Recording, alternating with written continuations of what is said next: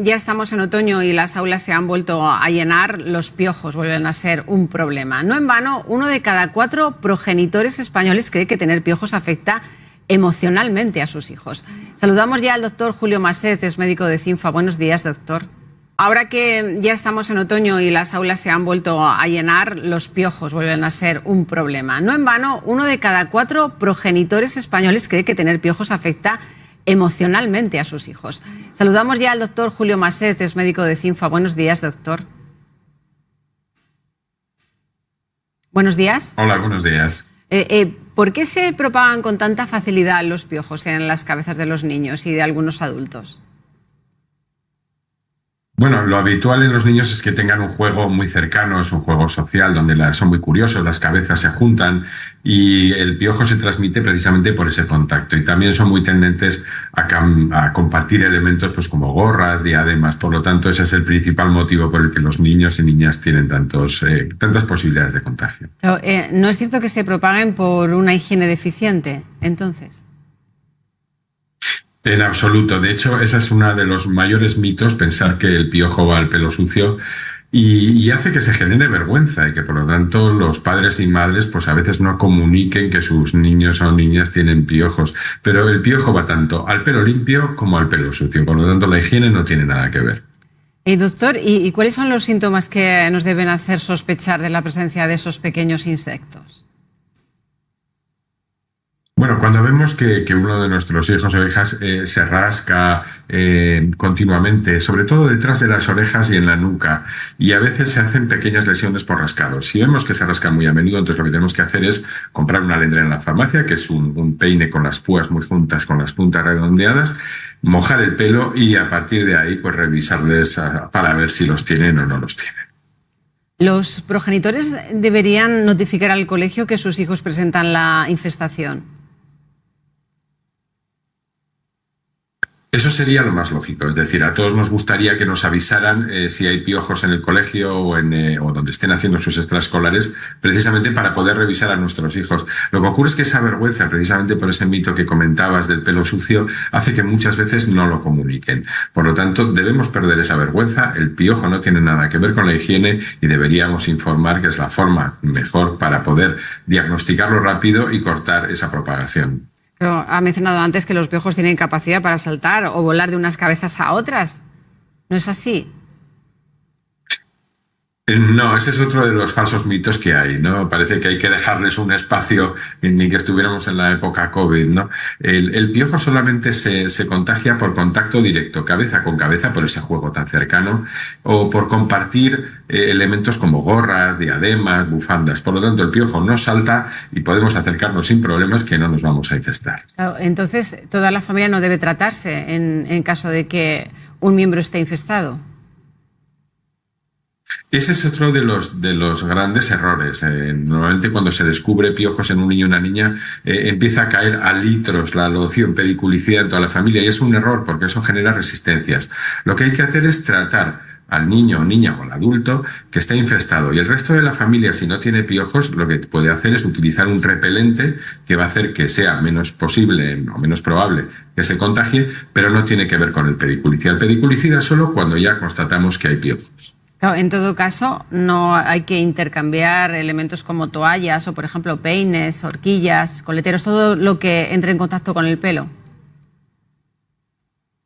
Eso sí, lo ideal. Lo que tenemos que hacer con nuestros hijos e hijas es, bueno, pues comentarles, primero, desmitificar esto para que no haya ese efecto emocional sobre ellos, no hacer un drama, pero sí decirles, bueno, pues que esos días, que los que nos han avisado que hay piojos, nada de intercambiar coleteros, gorras, bufandas, bueno, porque esos bichitos se pueden transmitir de una cabeza a otra y eso los niños lo entienden perfectamente. Por cierto, ¿los piojos de la cabeza pueden transmitir enfermedades? No, además el piojo de la cabeza del ser humano es específico de la cabeza del ser humano y en nuestro medio no transmite ninguna enfermedad. Fuera de esas pequeñas lesiones que se pueden hacer por rascado, no hay enfermedad, por lo tanto podemos estar muy tranquilos. Son muy molestos, pero para nada son peligrosos. Por cierto, ¿qué hay de cierto en que es necesario raparse o cortarse el pelo para combatirlos?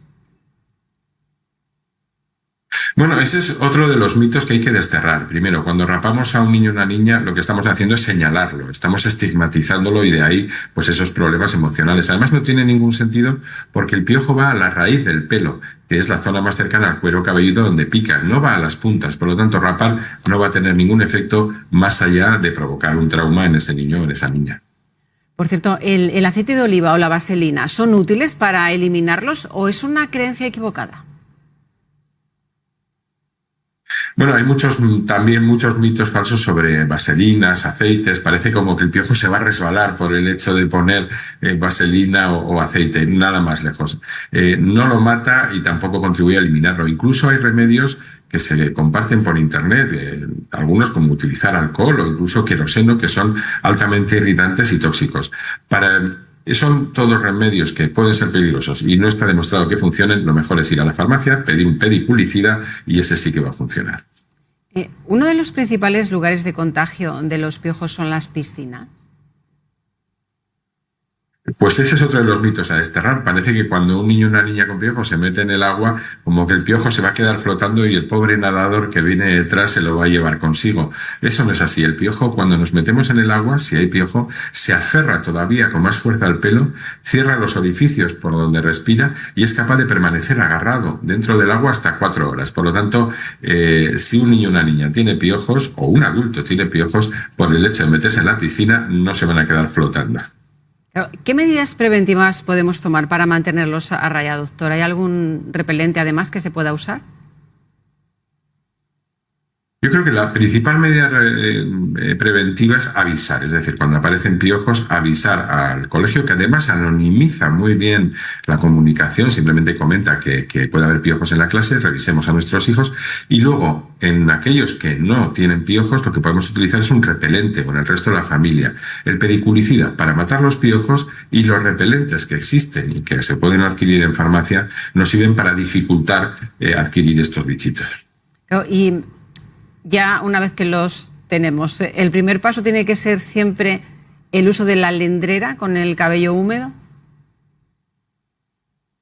Lo mejor es pasar la alendrera para ver si están. Y si ya los tenemos, lo que hay que hacer es aplicar el pediculicida, como marca el fabricante. Normalmente con el cabello húmedo se aplica lociones, shampoos, cremas.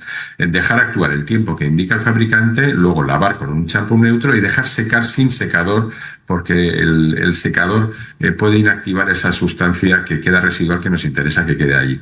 Y luego, a partir de ahí, pasar la alendrera para retirar los piojos y las liendres muertas y repetir a la semana el tratamiento para asegurarnos que no ha quedado ningún piojo. No obstante, lo ha mencionado antes, el champú, las lociones o las espumas pueden generar resistencias. ¿No conviene usar siempre el mismo? Es cierto, cuando se utilizan mal, sobre todo, por ejemplo, cuando se utilizan de esa forma que hemos dicho, se descubre el piojo en un niño o una niña y toda la familia se trata, ahí es donde podemos generar resistencias. Existen productos muy eficaces. Solamente deberíamos cambiar de producto si el piojo no es sensible, o sea, lo aplicamos y sigue habiendo piojos, por lo tanto deberíamos cambiar. Pero realmente los que están actualmente son muy eficaces, muy seguros, y si los utilizamos solamente cuando hay piojos y en las personas que tienen piojos, reduciremos las resistencias. ¿Es cierto que los animales de compañía pueden transmitir los piojos? Bueno, ese es otro de los mitos que además en este caso lo van a pagar nuestras mascotas. El piojo de la cabeza del ser humano es específico del ser humano, por lo tanto podemos dejar tranquilos a nuestros perros y a nuestros gatos o conejos, el animal que tengamos en casa, porque no nos van a transmitir ni se van a coger piojos. Bueno, pues Julio Maset, doctor, un placer hablar con usted. Muchas gracias por estos consejos. Encantado, un saludo.